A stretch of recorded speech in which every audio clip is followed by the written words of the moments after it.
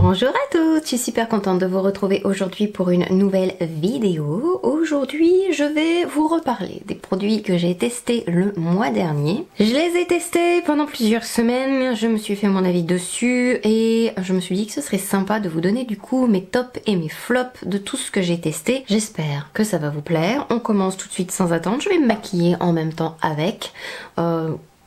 Et voilà.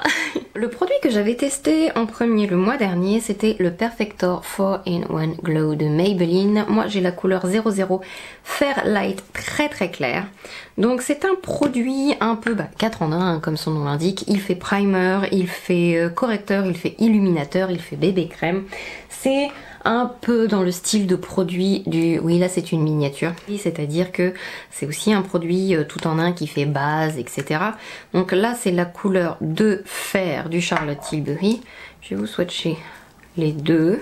Celui qui est le plus réfléchissant et qui est le plus pigmenté, ça va être le Charlotte Tilbury. Et celui qui est moitié transparent, on va en rajouter, c'est le Maybelline. Alors, en base, je trouve pas qu'il apporte quoi que ce soit de super original ou de intéressant. Et en tant que bébé crème, je le trouve vraiment pas assez pigmenté pour unifier correctement le visage. Et en tant qu'illuminateur, je ne le trouve pas suffisant non plus. Donc ça va, pour moi, c'est plutôt un flop. Parce que je préfère quand même encore utiliser une bébé crème, la bébé crème Age Perfect de chez L'Oréal par exemple, qui m'apporte quand même... qui unifie très très bien tout en faisant naturel. Quand je mets ça, j'ai quand même l'impression de rien faire sur mon visage. C'est plutôt un flop pour moi. Si je veux avoir un semblant de teint unifié, il faut que j'en mette vraiment énormément. Et ça fait une sensation sur le visage que je n'aime pas trop. Si vous l'aimez, je précise d'ailleurs que si vous aimez l'un des produits aujourd'hui qui est flop ou si vous n'aimez pas l'un de mes produits qui est un top, c'est aussi qu'on attend tous des choses différentes des produits. Je préfère, quitte à avoir un produit comme ça, à ce que ce soit plus pigmenté. Et que je module en fait moi-même le résultat. Là c'est vraiment très transparent à mon goût. Donc voilà, en tout cas c'est pas un dupe du Charlotte Tilbury pour moi. La Plump Right Back de NYX, vous l'avez vu dans ma dernière vidéo où je vous montre des astuces pour que le maquillage tienne sur le nez. Et cette base par contre je l'aime beaucoup. Elle me fait un peu penser, donc elle est un peu en gelée comme ça, mais elle ne fait pas de film sur le visage. Si vous avez la peau mixte et déshydratée, ou la peau grasse et déshydratée, ou enfin voilà, vous avez une peau. Alors c'est un peu parfumé par contre, mais bon, c'est pas non plus hyper choquant et tout. Donc je disais, c'est une base que j'aime beaucoup, très efficace. Et elle agrippe vraiment extrêmement bien le maquillage. Si vous avez comme ça une peau mixte en fait avec des zones différentes mais que vous avez besoin que votre maquillage tienne parce que vous avez des zones plus grasses, ça prépare, ça accroche vraiment bien le maquillage. Une base n'est pas forcément indispensable dans votre routine, mais parfois ça peut être utile et j'aime vraiment beaucoup cette base. Elle est confortable. Elle est... la peau a l'air hydratée. Et ça grippe. Mais sans trop agripper. J'ai testé déjà la Hydro... Milk... Non. La Hydro... La base de chez Milk, je sais plus comment elle s'appelle. Elle a tendance parfois à... Elle peut pelucher si vous appliquez les produits trop vite derrière. Et avec là, vous n'avez pas d'effet de peluchage. Donc c'est déjà un peu plus facile à utiliser. Enfin bref, j'aime beaucoup. Je vais mettre un petit peu de fond de teint aujourd'hui. Je vais utiliser mon HD Skin. J'ai pas testé de fond de teint particulier le mois dernier. Je vais prendre mon éponge. On va en appliquer une fine couche, mais pas trop. J'aime appliquer le HD Skin avec une éponge. Donc ça c'est une éponge que j'ai achetée sur Amazon. Elle ressemble à la Beauty Blender Pro. J'aime beaucoup la Beauty Blender Pro. Alors si vous avez la peau grasse, il va falloir le poudrer après, mais si vous avez la peau mixte, je le trouve très joli. Il a un fini un peu poudré déjà de base en fait, donc c'est nickel. L'anti-cerne que j'ai testé, c'était le Maybelline 30 heures, donc le nouveau Super Stay.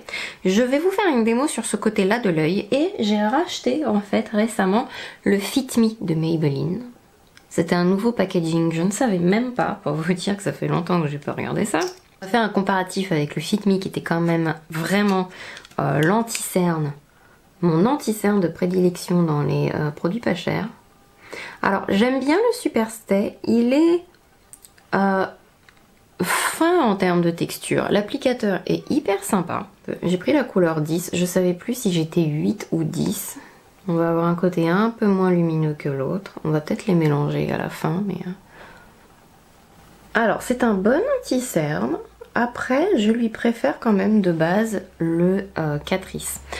Les deux sont assez similaires. Ça va être au niveau du fini, vous allez avoir une légère différence. Celui-ci est un peu... Bon, alors la couleur est un peu plus foncée par rapport à ce que je prends d'habitude. Mais... c'est une couvrance légère à moyenne pour les deux. Moi j'avais vu plein de revues sur internet qui disaient oh c'est une couvrance moyenne à forte. Donc un peu plus lumineux mais en termes de fini, pas en termes de couleur. Hein. Ça se voit. Et couvrance donc je disais légère. Oh par contre les deux mélangés ensemble j'adore. Mais bon, mélanger deux anti-cernes. Et pour avoir une couvrance moyenne, il faut faire comme ça en deux couches, je trouve, pour avoir un peu plus de... Moi, j'aime bien quand mes cernes sont quand même camouflés. Après, sinon, vous pouvez mettre un correcteur en dessous, mais voilà. Mais je trouve quand même, alors comme avec beaucoup d'anti-cernes, hein, vous avez des anti-cernes qui sont plus liquides comme ça, parce que la texture du Super Stay est très fine.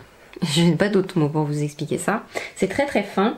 Et du coup, c'est même bien poudré. On a l'impression que le rendu est un peu moins intense au fur et à mesure des heures. C'est pas que ça file, c'est qu'il s'affadit un petit peu. Vous voyez, comme si ma peau était en train de le boire en fait. J'avais l'impression, quand je regardais un petit peu sur internet, qu'il allait être par exemple le dupe de Huda Beauty, vous savez, où il est de moyenne à forte, au niveau de la couvrance, très... je pensais plus épais d'ailleurs de base avant de l'essayer, et au final, il n'est pas aussi crémeux que ce que je pensais, et il est au final moins mat que ce que je pensais aussi. Mais par contre il file pas. Donc si vous avez peut-être la peau mixte à sèche et quelques ridules, il bouge pas. Alors ça c'est mon chouchou de ce que j'ai testé. C'est le bronzer crème de Révolution. Une merveille ce truc. J'adore la couleur. J'adore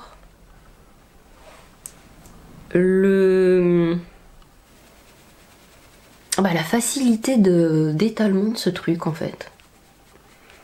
Ça se travaille tellement bien, ça n'accroche pas les zones sèches. C'est une crème très agréable à travailler et la couleur est, ma foi, vraiment réussie. Moi j'ai la couleur light. Et pas par rapport à mon teint olive, ça ne fait pas trop chaud, mais ça fait pas froid non plus. Enfin, j'aime beaucoup. C'est ma couleur, belle couleur en soleil. Je vous recommande vraiment, si vous cherchez un bronzer crème pas cher, c'est le meilleur que j'ai testé.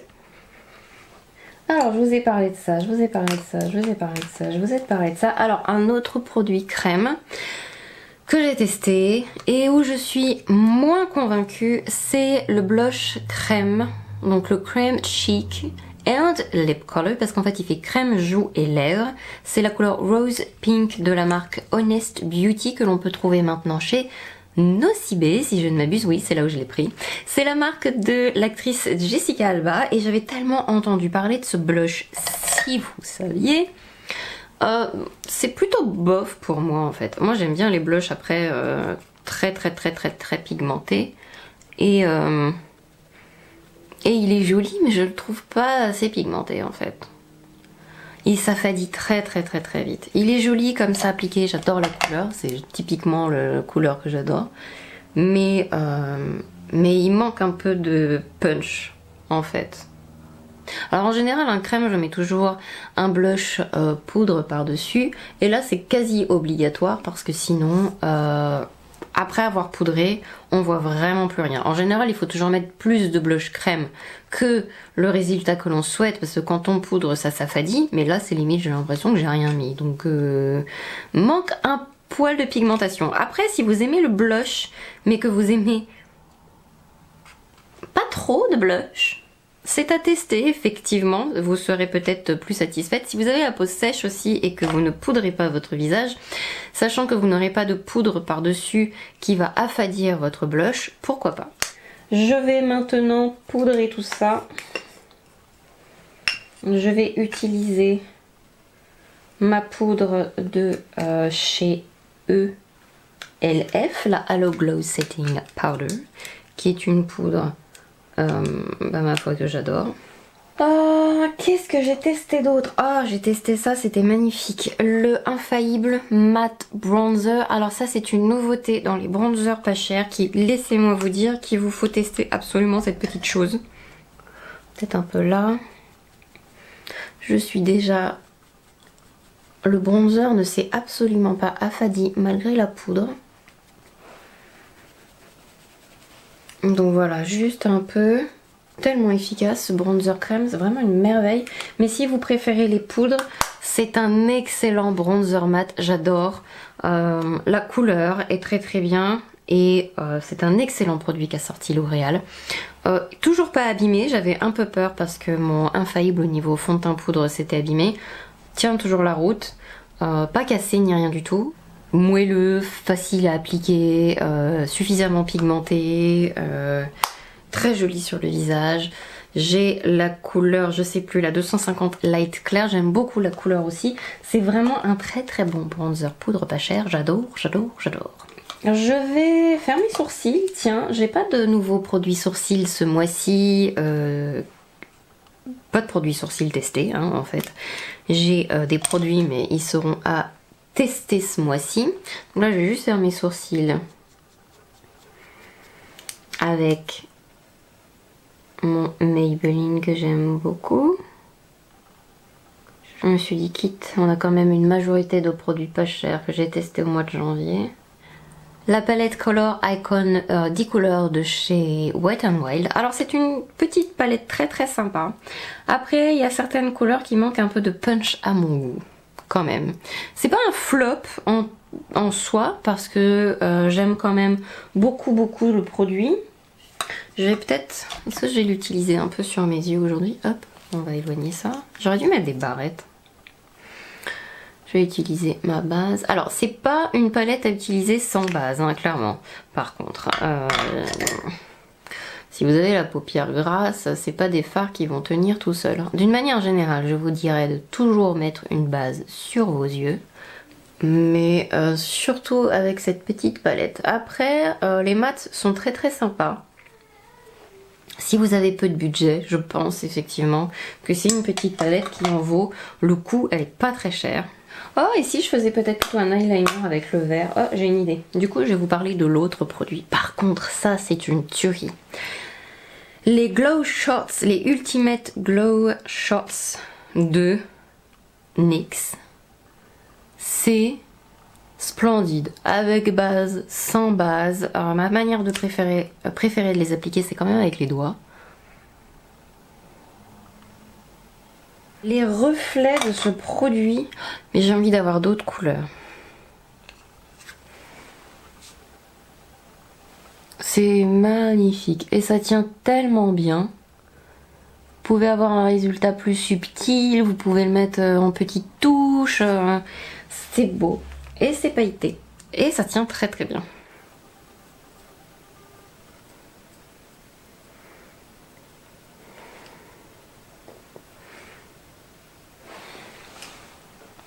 Donc les mats de cette palette Wet n Wild, j'adore.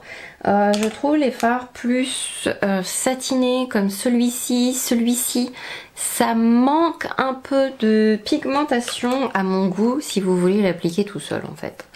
Mais après, c'est une bonne palette pas chère comme on aime.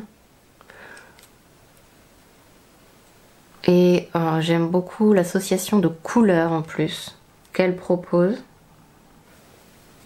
Et on va fondre le coin externe. Après, vous pouvez garder votre trait super net. Enfin, tout est possible. Ensuite, mascara. J'ai testé le Curl Boons Waterproof de Maybelline. Alors la brosse, c'est comme une brosse classique un petit peu. Il y avait un Marc Jacobs, je crois, qui était comme ça, je sais plus, ou peut-être un Hypnose de Lancôme. Donc c'est genre une chenille mais un petit peu courbée. Je vais recourber un peu mes cils.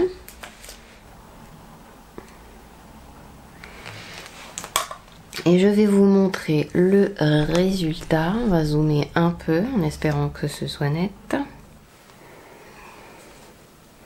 En plus, là, il est un tout petit peu vieux. Donc, quand je dis un tout petit peu, ça veut dire qu'il a déjà au moins...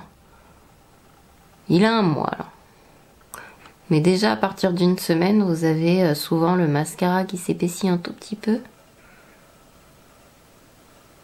Donc, beaucoup de mascaras vont être meilleurs à partir de une semaine. J'aime bien le volume qu'il apporte. Et je dois dire que... c'est le mascara pas cher qui tient le mieux la courbe du recourbe-cils que j'ai jamais vu. Le soir, mes cils sont encore dressés vers Dieu. Ils sont encore en l'air, c'est dingue. C'est vraiment un mascara qui les fait très très bien tenir. Et il n'est pas trop dur non plus, parce que souvent les mascaras qui vont réussir à tenir le mieux la courbe vont être parfois un peu durs. Mais les cils restent souples et il est quand même facile à démaquiller. Donc ce qui est très très bien, j'aime beaucoup ce mascara. Tient très très bien la courbe du recourbe-cils. Et il me fait quand même des cils avec... moi j'ai des cils pourris, hein, quand même pas mal de volume.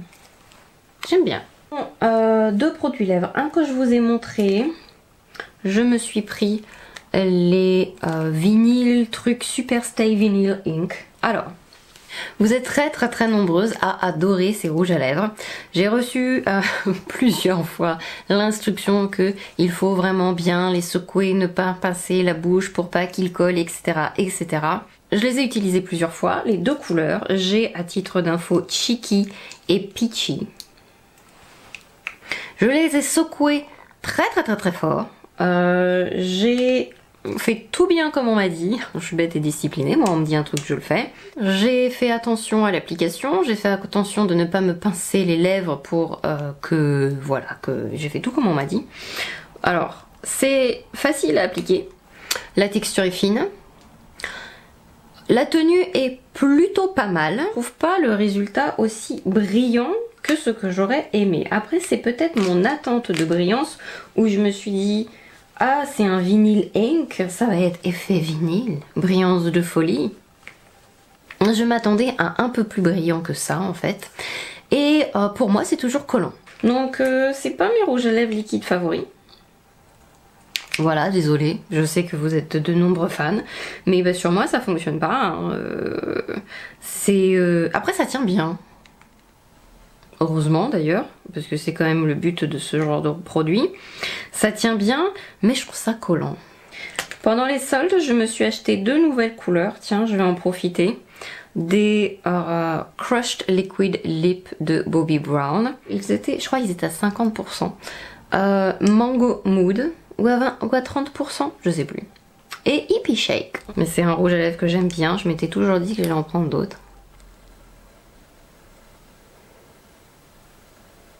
Ils ont un effet bouche mordue. Ah, j'adore cette couleur. Ouh, Mango Mood. Ah, c'est rose. Il fait très Barbie en caméra, c'est marrant. C'est parce qu'il est assez froid. L'effet bouche mordue et non collant, j'adore. On est entre le gloss et le rouge à lèvres liquide, mais le rouge à lèvres liquide satin.